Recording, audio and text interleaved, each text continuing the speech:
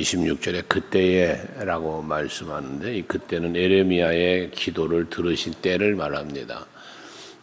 하나님은 이스라엘 백성이 애굽에서 종노릇 할 때에 그들의 고통의 소리를 들으시고 그리고 아브라함과의 언약을 기억하시고 모세를 택하여 그들을 출애굽을 시키시는 은혜를 보게 되어집니다. 여러분들이 기도하실 때에 하나님은 그 기도를 들으십니다. 여러분들이 예배할 때 하나님은 그 예배를 받으십니다. 이 그때라는 말씀의 의미를 우리는 소홀히 여기지 마셔야 합니다. 항상 하나님은 하나님을 마음을 움직이는 우리들의 행위, 그 행위가 기뻐하심으로 마음이 움직여질 때가 있고 또 마음에 여기 오늘 본문에 말씀하는 것처럼 하나님이 격노하고 또 노여하시는 때도 있다는 거죠. 그러므로 우리는 항상 그래서 하나님을 기쁘시게 해드리기 위해 하나님이 보시기에 합당하게 살기 위해 힘쓰는 우리들이 돼야 한다는 겁니다. 그때에 하나님의 은혜가 있기 때문에 그렇습니다. 그러므로 때를 말할 때는 하나님의 은혜의 때가 있고 하나님이 분노하시는 때도 있다라는 사실입니다. 그러면 그 때를 누가 만듭니까? 바로 우리가 만드는 겁니다. 여러분이 만드시는 거예요. 하나님이 은혜를 내게 베푸시는 때를 만들려면 내가 은혜 받을 짓을 해야 돼요. 하나님이 격노하는 때가 된다는 것은 내가 하나님 앞에 하나님을 격노하게 된 때라는 사실이에요.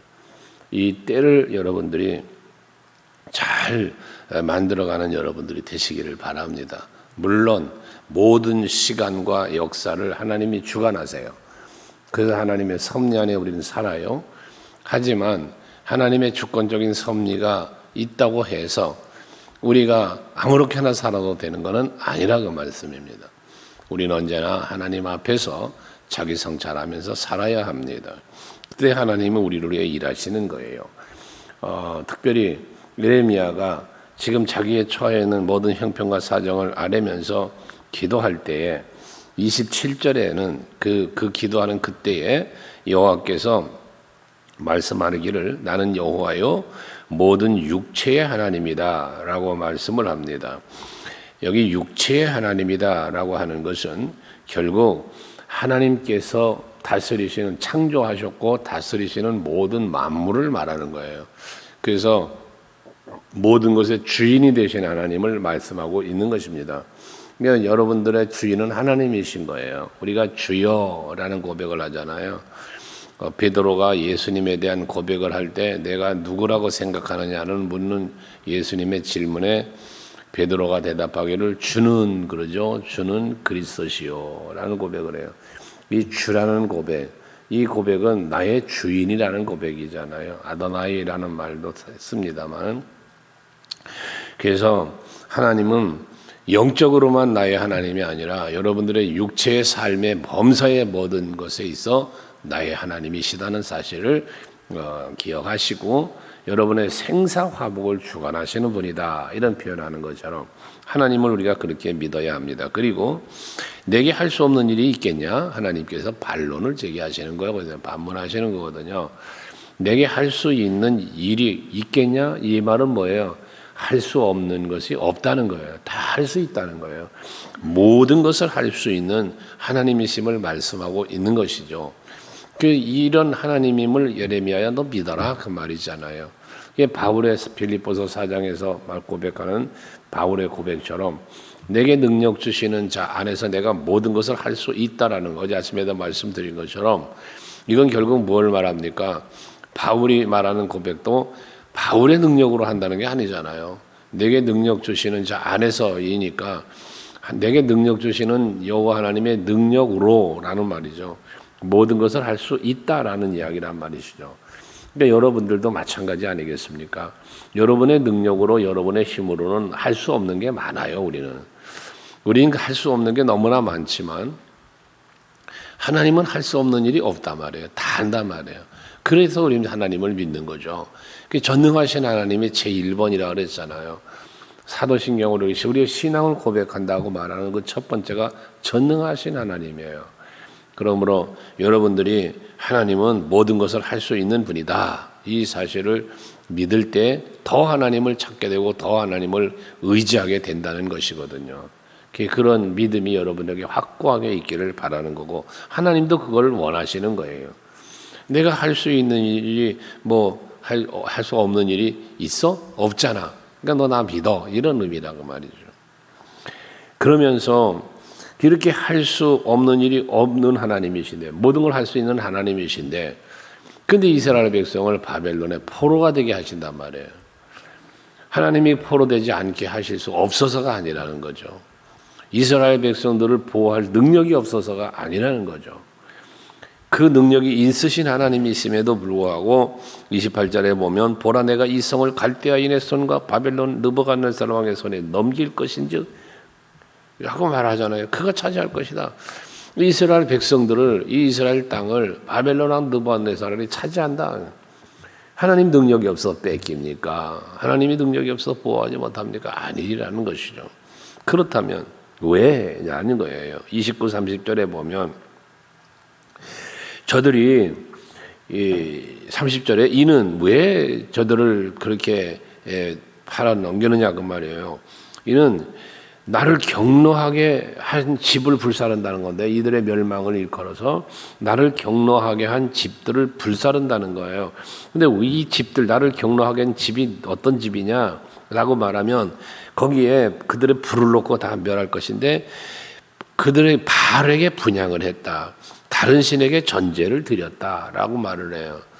그 집들이라는 거예요.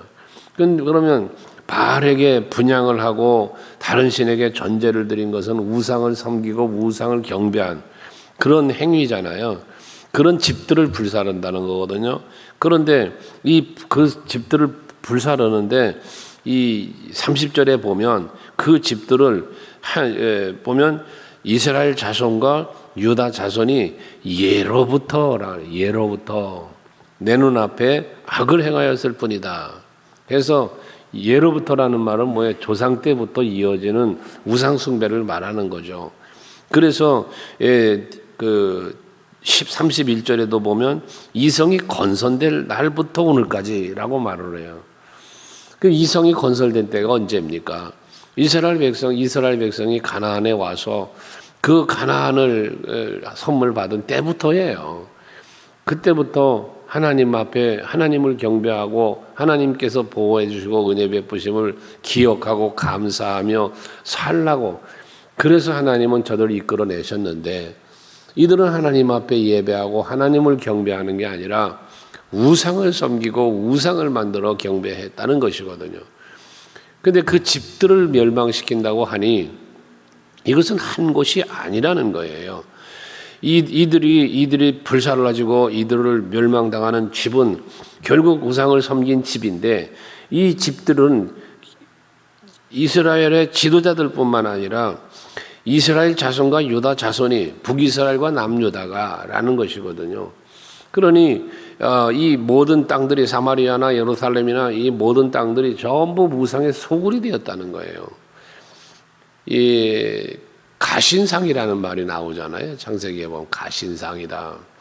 그리고 또 그것 때문에 베델로 올라가는 야곱이 각종 우상들을 제거하고라고 하는 것. 이 우상이 이들에게 어느 정도 있었냐면 나라 전 백성들이 섬기는 우상이 한 곳에 있어서 그곳만 있는 게 아니라 각 가정마다 심지어 각 개인이 섬기는 우상이 있었다는 거예요.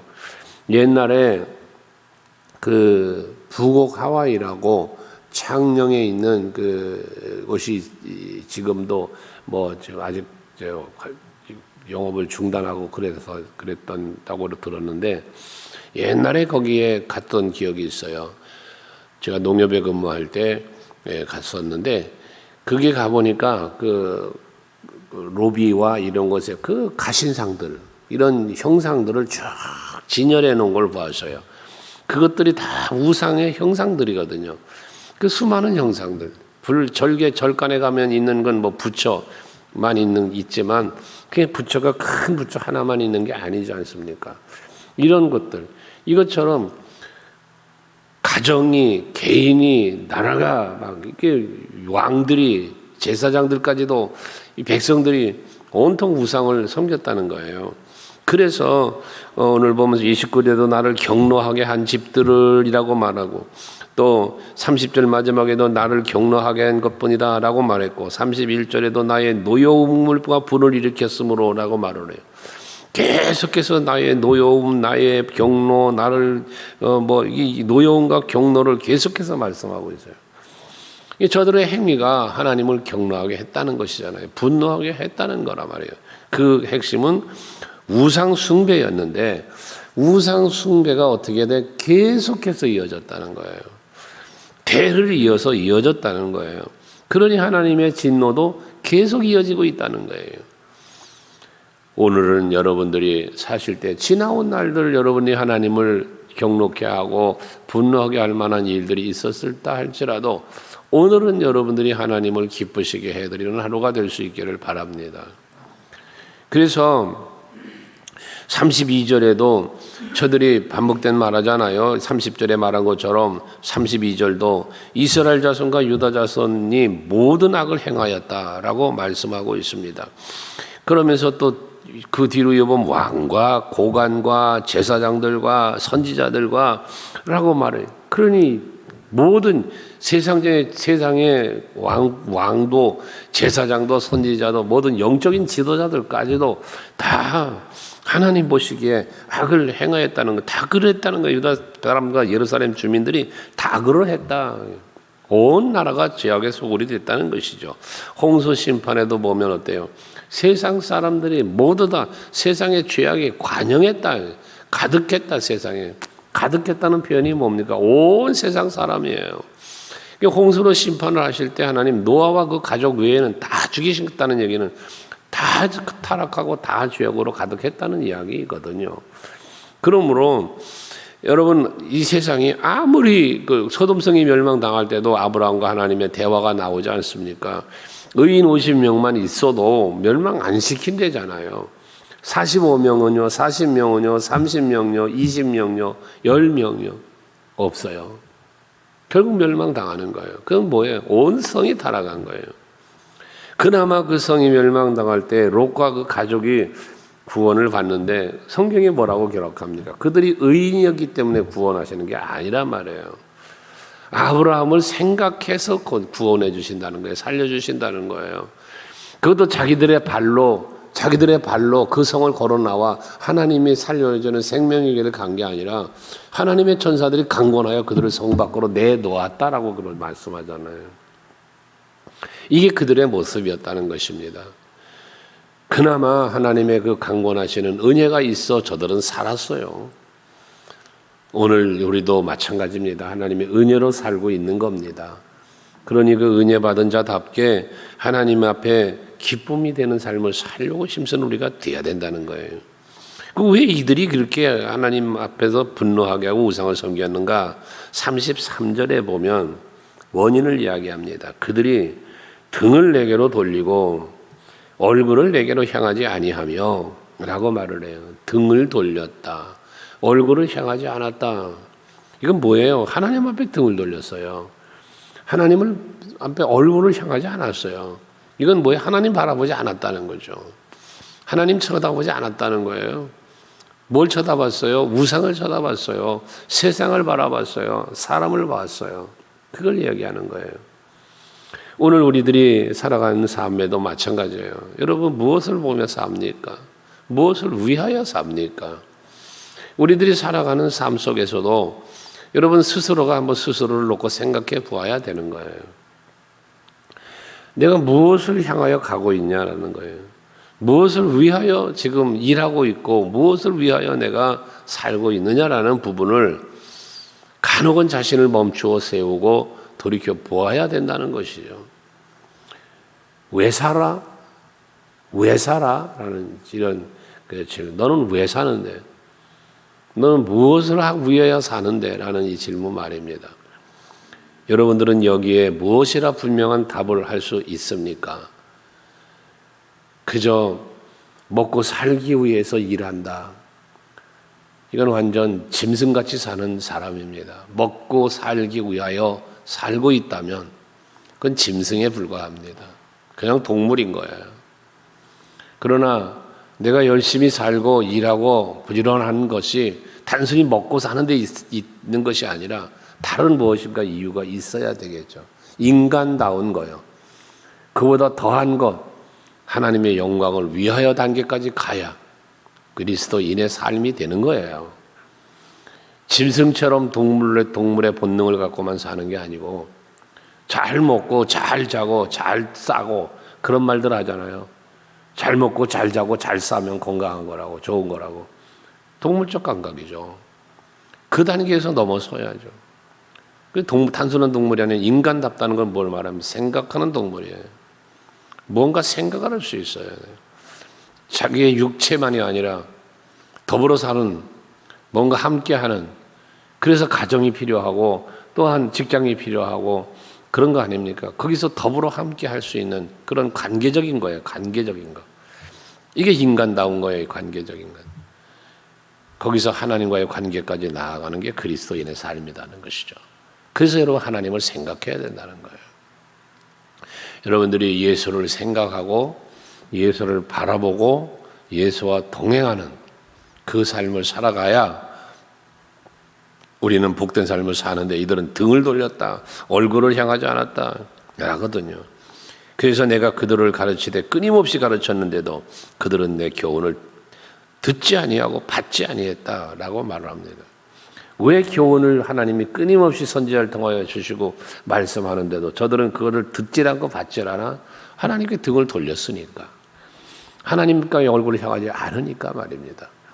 여러분들은 이 아침에 성전에 와서 하나님 앞에서 말씀을 받고 계시잖아요. 말씀을 듣고 계시잖아요. 여러분의 발걸음이 하나님께로부터 등을 돌린 게 아니라 하나님께로 나왔기 때문에 가능한 거예요.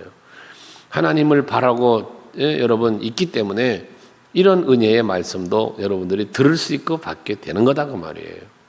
이와 같은 심령, 듣는다, 받는다. 이런 거. 받는 것은 깨닫는 거라고 그랬죠. 이것이 여러분에게 있을 때 여기에 변화가 일어나는 거예요. 여러분 신앙생활을 하면서도 깨닫는 게 은혜라고 그랬죠. 근데 우리가 무너지는 게 뭐냐? 깨닫는 은혜를 받았음에도 깨달은 대로 살질 않는다는 거예요. 여러분들에게 간혹 제가 이런저런 권면을 하지 않습니까?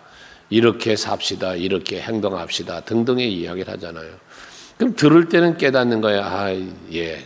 하는데 그럼 돌이켜보면 그대로 행동하지 않는다는 거죠. 그냥 내 몸, 내가 하고 싶은 대로 산다는 거죠. 그게 결국은 뭐 하는 거예요? 받지 않는 거예요. 듣지 않는 거예요. 거기에 해당되는 거예요.